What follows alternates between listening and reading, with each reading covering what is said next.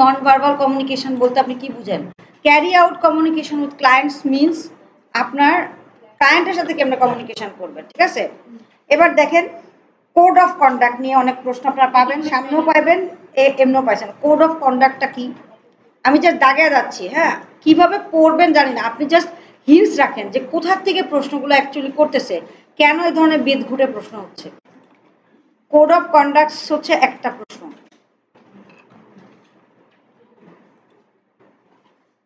সবাই কি ধরতে পারছি? জান্নাতুল ফেরদৌস, সুবর্ণা, হ্যাঁ, কোড অফ কন্ডাক্ট এই জিনিসটা কি চাঁদনি পারছেন কিনা সেটা জিজ্ঞাসা করতেছি, যায় না কেন? আচ্ছা, হ্যাঁ, তারপর দেখেন ম্যানার্স এবং অ্যাটিটিউড বারবার আসতেছে, তাই না?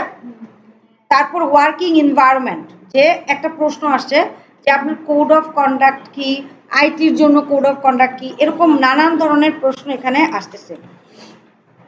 Code of conduct of communication are interpreted as per as working environment. তারপরে হ্যাঁ, এটা গেল manners and attitude of a communication, মানে এগুলো তো এক একটা জিনিস যেগুলো নিয়ে আপনার প্রশ্ন হচ্ছে। প্রশ্ন কি, প্রশ্ন কিছু বানাইতে হবে এখান থেকে, চ্যাট জিপিটিকে দিয়ে দিবেন, এটা স্ক্রিনশট নিয়ে চ্যাট জিপিটিকে দিয়ে দিবেন, ও দেখবেন কোশ্চেন বানিয়ে দিচ্ছে আপনাকে, ঠিক আছে? কোড অফ কন্ডাক্ট কি, ম্যানার্স অফ অ্যাটিটিউড, এগুলো নিয়ে প্রশ্ন হবে। তারপরে রিলেভেন্ট, আপনি রিলেভেন্ট ডকুমেন্টস দরকার নাই, ভ্যালিডেট রিসোর্স দরকার নাই, ওয়ে অফ কমিউনিকেশন, ঠিক আছে? ওয়ে অফ কমিউনিকেশন মানে কি করবে জানেন, এগুলা থেকে বলবে যে এটা কোনটা ক্লায়েন্ট বেস কমিউনিকেশনে কি কি দেখতে হবে, তখন আপনি কি দেখবেন, কোড অফ কন্ডাক্ট দেখবেন, ম্যানার্স অ্যান্ড অ্যাটিটিউড দেখবেন, এরকম ভাবে প্রশ্ন করে আর কি। আচ্ছা, আপনি জাস্ট এটুকু স্ক্রিনশট নিয়ে চ্যাট জিপিটিকে বলবেন make some MCQ questions from this, ও অ্যান্সার বলে দিব, কোশ্চেন করে দিব। Okay, next way of communication. Way of communication আর কি, এই যে এইটা আছে না, এই যে দেখেন এভাবে দাগ দেওয়া আছে না, এইটার প্রশ্নর অ্যান্সারগুলো আছে আপনার এখানে।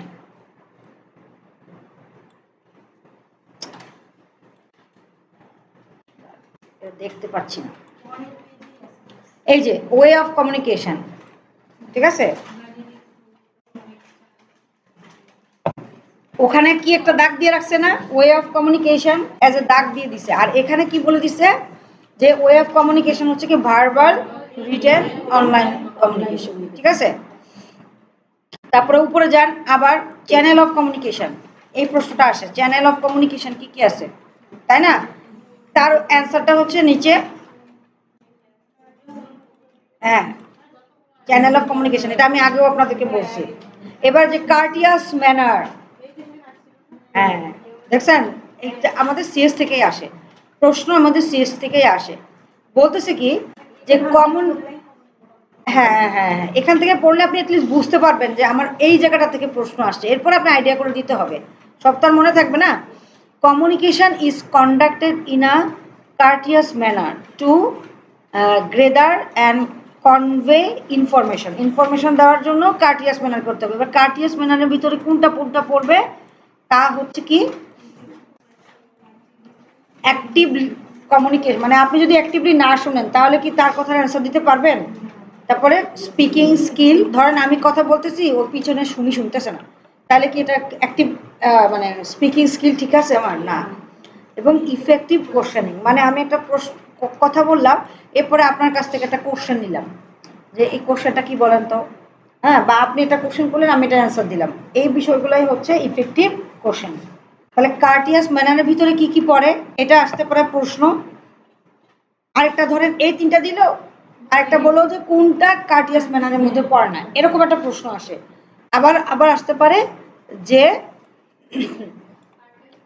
কন্ডাক্ট অফ কমিউনিকেশনে কোনটা আছে, এরকম মানে দুইটাই, ঠিক আছে? আচ্ছা, তাহলে way of communication important, channel of communication important, এবং কার্টিয়াস ম্যানার ইম্পর্টেন্ট। আর একটা হচ্ছে যে non verbal communication. Non verbal communication মানে কি, মেসেজিং, টেক্সটিং, তাই না, এগুলা, হ্যাঁ। নন ভার্বাল কমিউনিকেশন তো পড়ছেন, এটা তো দেওয়াই আছে। আচ্ছা, প্রসিডিউরস অ্যান্ড ম্যাটার্স এগুলো এখনো পর্যন্ত আসে নাই, বাট চাইলে আসতে পারে। ঠিক আছে, এখনো আসে নাই। তারপরে যাই হোক, যা আসে না সেটা নিয়ে কথা না বাড়াই। এবং এই যে প্রত্যেকটা, এটা কি প্রথমটা হচ্ছে কি carry out communication with clients, তাই না? এটা হচ্ছে আপনার একটা ইউনিট, রাইট?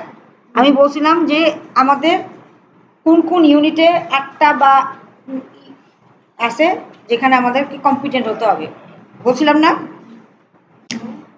বলছিলাম যে carry out communication with clients, তারপরে হচ্ছে আপনার ওয়ার্ড, এক্সেল, পাওয়ার পয়েন্ট, তাই না? আরেকটা আছে এইটা। তো এখন এরপরে যেটা বলবো সে নেক্সট হচ্ছে আপনার আন্ডারপিনিং নলেজ, মানে এই যে ক্যারি আউট কমিউনিকেশন হচ্ছে একটা ইউনিট অফ কম্পিটেন্সি, রাইট? একটা ইউনিট অফ কম্পিটেন্সি। এরকম কয়টা আছে? 8টা আছে। এই যে কি কি আছে উপরে দেখেন আছে যে carry out communication with clients হচ্ছে একটা ইউনিট অফ কম্পিটেন্সি। শুরুতে শুরুতে শুরুতে আমার পেজ নাম্বারটা হচ্ছে 2 হ্যাঁ, ইউনিট অফ কম্পিটেন্সি কয়টা? একটা। 1 নম্বরেও আছে, হ্যাঁ, একেও আছে। Carry out communication with clients. 2 নম্বরটা হচ্ছে কি প্র্যাকটিস প্র্যাকটিস অকুপেশনাল সেফটি, এটা হলো 3 নম্বর unit of competency. Ethical standard 4 নম্বর, না 2 3 হ্যাঁ। তারপরে personal computer 4, word processor 5, spreadsheet 6, presentation 7, use and manage digital resource 8। 8টা ইউনিট অফ কম্পিটেন্সি আছে, রাইট? এখন carry out communication with clients, এটা হচ্ছে একটা ফার্স্ট ইউনিট অফ কম্পিটেন্সি। এবার এই ইউনিটে আপনাকে কম্পিটেন্ট দেবে যখন আপনার এই নলেজগুলো থাকবে, আন্ডারপিনিং নলেজ, যে থাকতেই হবে, থাকতেই হবে। তাহলে আমরা যখন পড়াশোনা করব তখন কাকে কাকে ইম্পর্টেন্স দেব? আমরা দেব হচ্ছে ওয়ার্কিং প্ল্যাটফর্মকে ইম্পর্টেন্স দেব, টার্মস অ্যান্ড কন্ডিশনকে ইম্পর্টেন্স দেব, ওয়ে অফ কমিউনিকেশনটা ভালো করে মুখস্থ করব, চ্যানেল অফ কমিউনিকেশন নিয়ে পড়াশোনা করব, এবং কার্টিয়াস ম্যানার নিয়ে আলোচনা করব। মানে এই কয়েকটা আন্ডারপিনিং নলেজ। আন্ডারপিনিং নলেজ মানে আপনি 30-এ 24 পাইছেন, কিন্তু আপনি এক্সেলের এক্সটেনশনগুলো লিখতে পারেন নাই। আন্ডারপিনিং নলেজ মানে মাস্ট জানতে হবে, মাস্ট নো কোশ্চেন, যেটা আপনাকে জানতেই হবে।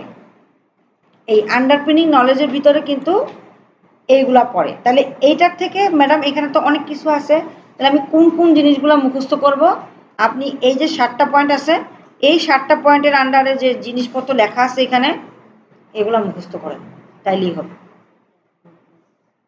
মানে পড়েন, নলেজ রাখেন, তাইলেই আপনি ওই যে বিদঘুটা মার্কা প্রশ্ন আসে সেগুলোর অ্যান্সার আইডিয়া করে দিতে পারবেন। বুঝতে পারছেন? একটু কঠিন সিচুয়েশন, বাট তারপরে আমি বলবো যে আপনাকে পারতে হবে। ওকে, তো চ্যানেল অফ কমিউনিকেশনে কি কি কমিউনিকেশনের মাধ্যমে করবেন সেগুলো বোঝা দিচ্ছে। তাহলে এটা গেল। এরপরে এখানে আর তেমন কিছু নাই, এটা বাদ আপাতত। এরপরে নেক্সট ইউনিট অফ কম্পিটেন্সি হচ্ছে প্র্যাকটিস অকুপেশনাল সেফটি অ্যান্ড অস, রাইট? অস বলা হয়। এটা হলো আপনার পৃষ্ঠা নাম্বার হচ্ছে 9 নম্বর পৃষ্ঠায় আমাদের ইম্পর্টেন্টটা কি? হ্যাঁ, আসতেছি, দাঁড়ান। Common safety and health risk specify to IT workplace. দাঁড়ান আমি পড়ি, তারপর বলতেছি। Workplace types and layouts, personal protective hazards, পাইছি কিনা হ্যাজার্ড? এবার কমন আমরা ভ্যারিয়েবলে চলে যাই। দেখেন এটা হলো, দাঁড়ান আমি এখানে একটু পড়ে যাই, ওইটা আমি একটু পড়ে নিই, দাঁড়ান।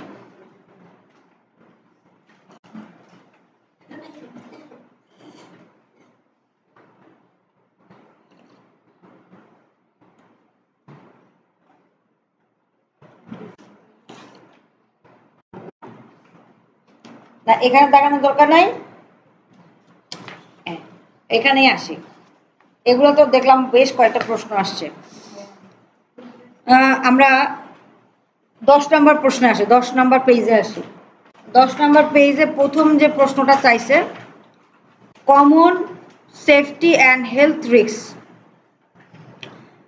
এই যে দেখেন গত একটা কোশ্চেনে রিপিটেড স্ট্রেন ইনজুরি, এটা কোন মানে মানে এরকম একটা প্রশ্ন দিয়ে দিছে যে কমন সেফটি অ্যান্ড হেলথ রিস্কের ভিতরে কোনটা কোনটা আছে, এরকম একটা প্রশ্ন চলে আসছে। এই যে 15 তারিখে যে মেয়েদের পরীক্ষা হলো সেখানে, ঠিক আছে, কমন সেফটি অ্যান্ড হেলথ রিস্কে কোনটা কোনটা পড়ে, ergonomics, repeated strain ইনজুরিস, electrical Hazard, এগুলা পড়ে। আচ্ছা, এরপর আরেকটা প্রশ্ন আসছে যে আপনার আইটি ওয়ার্ক প্লেসের জন্য কি কি জিনিস লাগবে, আইটি ওয়ার্ক প্লেসের জন্য কি কি জিনিস লাগবে, hardware servicing lab, software development rooms, IT training lab, server room, network infrastructure. ঠিক আছে, সবগুলোই দাগিয়ে দেন। তারপরে এর আগে পিপিপি দাগাইছিলাম, আগেও দাগাইছিলাম। পিপিপি বুঝে দেন, পিপিপি মানে আপনি চিন্তা করবেন করোনা ভাইরাসের সময় যে যে জিনিসগুলো পড়ছি সেগুলো পিপিপির আন্ডারে পড়ে। Apron, air plugs, face mask, I protector, ঠিক আছে, এটা জানি না অ্যান্টিক্স কি, এটা কি কি জানি, উইজ রিসব্যান্ড, রিসব্যান্ড দিয়ে কি করবে, রিসব্যান্ড, হ্যাঁ। তারপরে শুজ, শুজ গ্লাভস, ওকে, তাহলে এটাও ইম্পর্টেন্ট।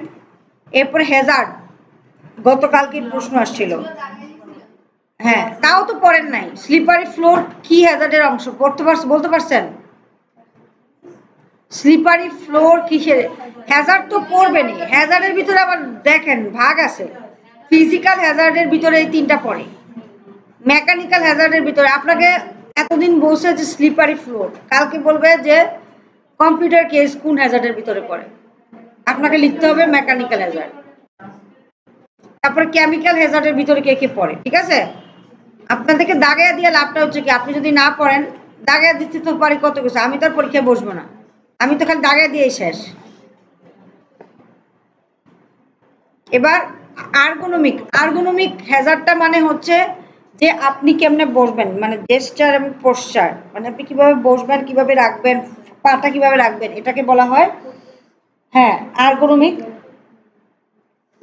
হ্যাঁ আর্গোনমিক হ্যাজার্ড। এবার বলতেছে যে আর্গোনমিকের মধ্যে কি কি পড়ে, ইউজিং অ্যাডজাস্টেবল সিটিং পোস্টার এবং প্রপার লাইটিং, মানে আপনার এখানে প্রপার লাইটিং আছে কিনা, এই প্রত্যেকটা জিনিস হচ্ছে আর্গোনমিকের ভিতরে পড়ে। আর্গোনমিক নিজেও একটা হ্যাজার্ড, ঠিক আছে।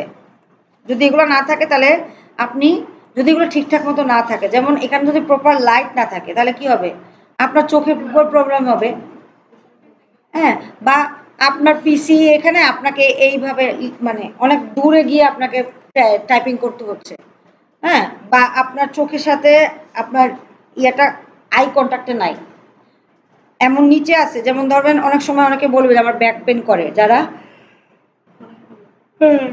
বেশি ল্যাপটপে কাজ করে বা অনেকক্ষণ ধরে কাজ করে তারা বলবে যে আমার ব্যাক পেন ছিল। এবার কেন হতো, কারণ ল্যাপটপ একটা ছোট ডিভাইস, আপনি যখন এটাকে কোলে করে নিয়ে করবেন তখন আপনার কি হয়, আপনার ঘাড়টা ব্যথা পড়ে না, কিন্তু আপনি যদি কোনো একটা চোখের সমান সমান রাখেন ল্যাপটপ বা পিসিকে, তখন কিন্তু আপনার ব্যথা পড়ছে না। পিসিতে যেটা সমস্যা হয় না, এটা পিসিতে যেটা হয় অলওয়েজ আমাদের চোখের বরাবরই আমাদের মনিটরটা থাকে। এই যে ল্যাপটপে যেটা সমস্যা হচ্ছে, আমরা যখন এইভাবে বসে বসে কাজ করতে থাকি তখন আমাদের ব্যাকে পেশিতে টান পড়ে, বুঝতে পারছেন।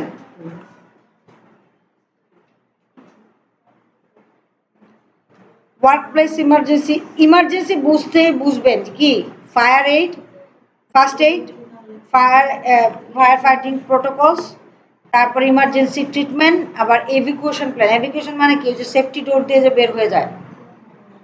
ওয়ার্ক প্লেস ইমার্জেন্সি প্রসিডিউর, বুঝে শুনে লিখেন, বসে থাকেন না খালি। তাহলে ইমার্জেন্সি প্রসিডিউর যদি এটা হয়, তাহলে ইমার্জেন্সি সিচুয়েশন কি, ফায়ার হলো, ন্যাচারাল ডিজাস্টার হলো, যেটা নিয়ে আপনারা এখন খুব কথা বলতেছেন, ঠিক আছে? এগুলা এগুলা জেনারেল নলেজ, আপনি যদি একটু পড়েন এগুলা মনে থাকবে, আর না পড়লে কিছুই মনে থাকবে না। ঠিক আছে, বুঝতে পারছি? আচ্ছা, তো আমি আমার কাজ দাগিয়ে দেবো, আমি দাগিয়ে দিলাম। এবার আপনি পড়লে পড়েন, না পড়লে এটা আপনার ব্যাপার, আপনি ফিল করবেন আমাকে।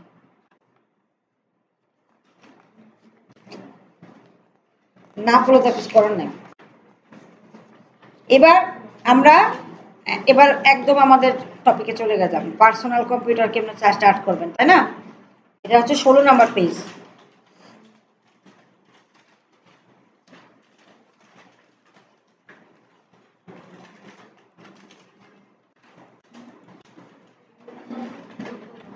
আচ্ছা,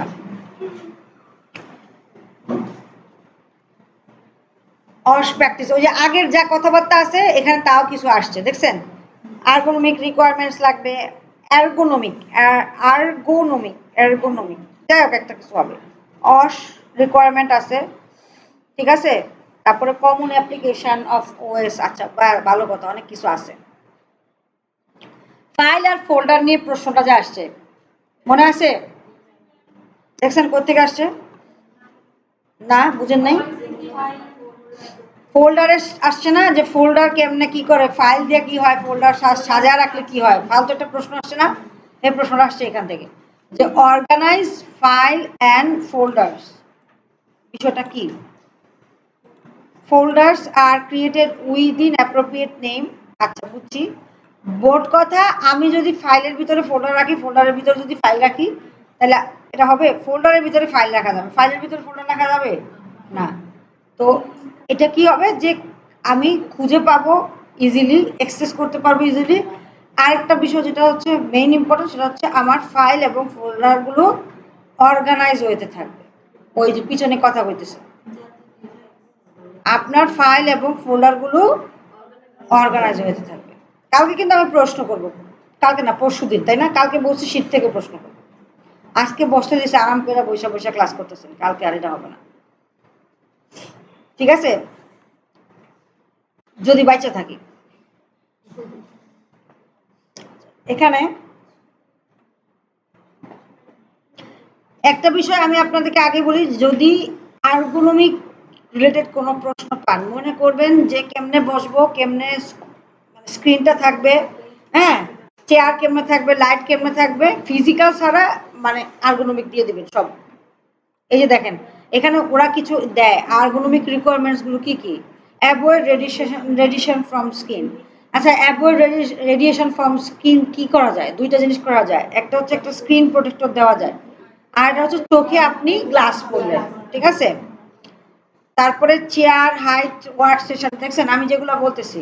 এবার আপনি কিবোর্ডটা ঠিক মতো রাখলেন, ডকুমেন্ট মাউস রাখলেন, প্লেসমেন্ট রাখবেন, এগুলাই হচ্ছে পোস্টার ঠিক রাখলেন, এবং consider foot rest and periodic ব্রেকস। Periodic ব্রেকস মানে কি? এই যে যেমন ধরুন আমি 1 ঘন্টা ধরে এখানে বসে আছি, this is good bad practice. আপনাকে কিছুক্ষণ কাজ করবেন, তারপর আধা ঘন্টা পরে উঠে যাবেন, বা 10 মিনিট পর উঠে যাওয়াটাই হচ্ছে উচিত। কেমন, এটা কি পসিবল? পসিবল না। আপনারাও অনেক সময় বসে থাকেন, আমি যত বলি উঠেন উঠেন উঠেন, আপনারা উঠেন না। তাহলে এটা হচ্ছে বলতেছে যে এই হচ্ছে, এগুলো হচ্ছে রিকোয়ারমেন্ট, কেউ মানে কেউ মানে না, সেটা অন্য বিষয়। যেমন বাংলাদেশে কোথাও বিল্ডিং কোড মানা হয় না, তাই না? আচ্ছা, এবার occupational safety and health requirement বুঝছি বুঝছি বুঝছি বুঝছি বুঝছি। এবার কমন অ্যাপ্লিকেশন কি কি? কমন অ্যাপ্লিকেশন মানে হচ্ছে যে আপনি যখন ওএস দিবেন, আপনি যখন একটা পিসিতে ওএস, ওএস মানে কি বলেন তো? ওএস, ওএস মানে অপারেটিং সিস্টেম দিবেন, লোড করবেন, তখন বাই ডিফল্ট কি কি জিনিস অটোমেটিক থাকে? যেমন কি কি জিনিস অটোমেটিক থাকে? ওয়ার্ডপ্যাড, আমি আপনাদের প্রথম দিকে মনে আছে কাউকে কাউকে বলছিলাম যে ওয়ার্ডপ্যাডে প্র্যাকটিস করেন, মনে আছে? যে ওয়ার্ডপ্যাডটা বাই ডিফল্ট, মাইক্রোসফট অফিস যদি আপনি ইনস্টল করা না থাকে, তাহলে ওয়ার্ডপ্যাড, নোটপ্যাড, পেইন্ট সফটওয়্যার, এগুলা by default MS operating system মানে মাইক্রোসফটের অপারেটিং সিস্টেমের সাথে বাই ডিফল্ট চলে আসে, বাই ডিফল্ট। তো এগুলা কি কি একটু মনে রাখবেন। WordPad, Notepad, paint, media player, calculator, sticky note. Sticky note মানে কি? নোটস করে রাখে। দেখছেন কখনো স্টিকি নোটস? আমরা তো ইউজ করি। হ্যাঁ, স্টিকি নোটস এখানেও আছে, মানে কম্পিউটারে স্টিকি নোটস আছে। এই যে স্টিকি নোটস। হ্যাঁ, এখানে আপনি যে কোনো কিছু লিখে রাখতে পারেন, যে আপনার বারবার কাজে লাগে সেগুলো স্টিকি নোটস আকারে লিখে রাখতে পারেন। ঠিক আছে, সাইন টাইনিং করতে দেয়, বাদ দেন। আচ্ছা, তারপরে ক্যালকুলেটর জানি। স্নিপিং টুল, ওই যে আমি বলছি না বাই ডিফল্ট থাকে, আমরা স্ক্রিনশট নেওয়ার জন্য ব্যবহার করা হয়। হ্যাঁ, আর টেক্সট ডকুমেন্ট, মানে এই যে এটাকে বলা হয় টেক্সট ডকুমেন্ট। আপনি ধরেন কোনো একটা ফোল্ডার তৈরি করলেন, এই যে নিউ টেক্সট ডকুমেন্ট, এটাও বাই ডিফল্ট থাকে আপনার। এগুলোর জন্য সফটওয়্যার ইনস্টল করতে হয় না, বাই ডিফল্ট আপনি যখন ওএস দিবেন, মানে অপারেটিং সিস্টেম লোড করবেন, তখন হার্ডওয়্যারে অটো থাকে। তারপরে আপনি বিভিন্ন সফটওয়্যার ইনস্টল করলেন, যেমন ধরেন আপনি মাইক্রোসফট অফিস দিলেন, গেমিং সফটওয়্যার দিলেন, হ্যাঁ, এগুলো আপনি ইনস্টল করতে পারবেন। ক্রোম ব্রাউজার সেট আপ দিলেন, এগুলো হচ্ছে আপনি দেন অ্যাপ্লিকেশন সফটওয়্যার বলা হয়। ঠিক আছে, আর কমন অ্যাপ্লিকেশন কি কি থাকে সেটা হলো। এরপর ইউজার অ্যাকাউন্ট কি হতে পারে? Local user account, Microsoft account. মুখস্থ করবেন, কিচ্ছু নাই এগুলোতে, বলার কিছু নাই, থাকলে থাক, আসলে আসবে, না আসলে নাই। এবার ফাইল অ্যাট্রিবিউটস বলেন। একটা প্রশ্ন আসে যে কি কি ফাইল অ্যাট্রিবিউটস আছে। ফাইল অ্যাট্রিবিউটস মানে আমি যেটা বোঝাতে চাচ্ছি, এই একটা ফাইল, রাইট, দেখে বুঝতেছি যে এটা একটা ফাইল নাকি ফোল্ডার। এবার তার অ্যাট্রিবিউট কি কি আছে? এক্সটেনশন, এক্সটেনশন আছে একটা অ্যাট্রিবিউট। পিছনে শুনতে পাচ্ছেন? সুবর্ণা ঘুমাচ্ছেন? ঘুমাচ্ছেন তো? বলেন কি কি ফাইল অ্যাট্রিবিউট আছে বলেন। কালার সব কয়ে দিলাম, যে জামা কিনতে গেলেও তো সাইজ, নেম, কালার দেখি। সাইজ কত হয়, কালার কি হয়, আর কালার। ফাইলের মধ্যে কালার পাইলেন কই আপনি? ফাইলে কি কালার হয়?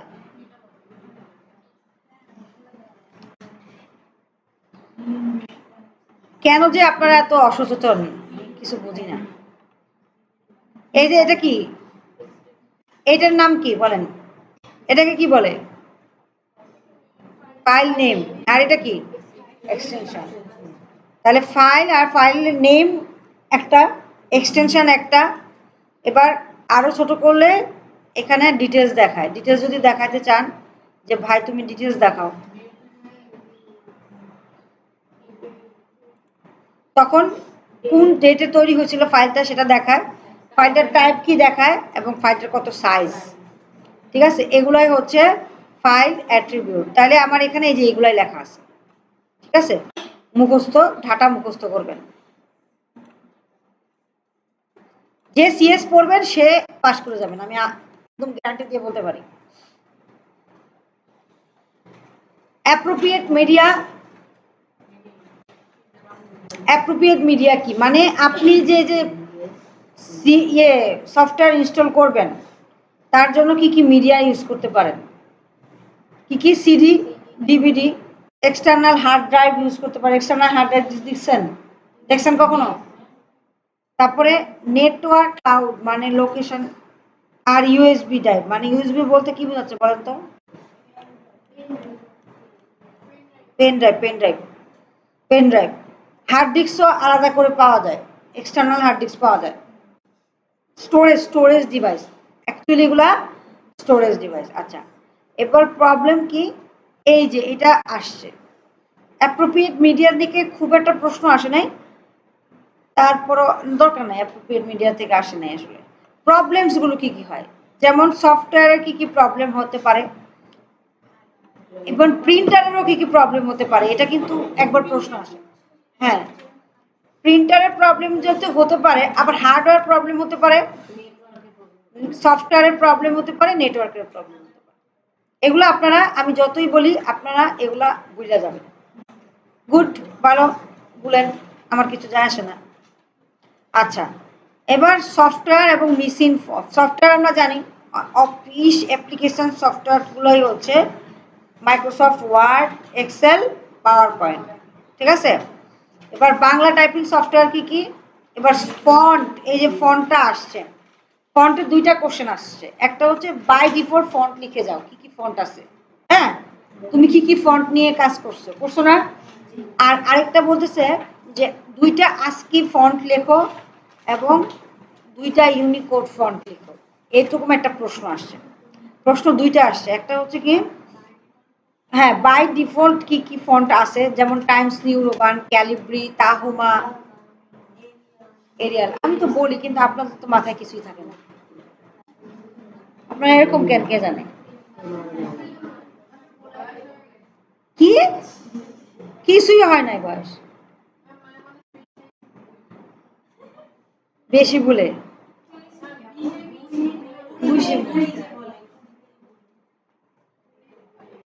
কি অবস্থা, কথা বলা ভাষা হারাই ফেলছে। পাকায় অ্যাডভান্স, কাজে অ্যাডভান্স না। অ্যাডভান্স আছে, সবাই না। আচ্ছা, এইটা কি হলো, তারপর বলেন নেক্সট কি। দাঁড়ান এক মিনিট, এগুলা কি?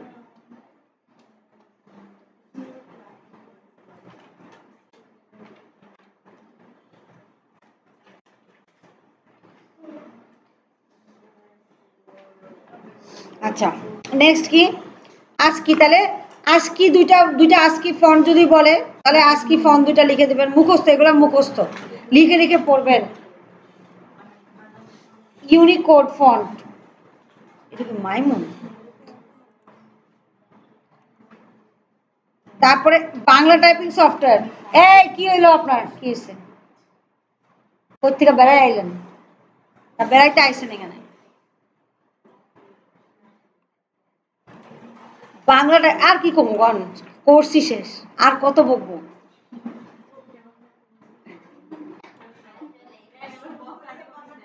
এখন আমি খালি দেখি, অবজার্ভ করি, যার যার নিয়তি শেষে ঠিক করতেছে, এটা খালি অবজার্ভ করি আমি। ঠিক আছে। অ্যাকচুয়ালি আর একটা দুষ্ট কথা মনে পড়ছে। অ্যাকচুয়ালি আমি তো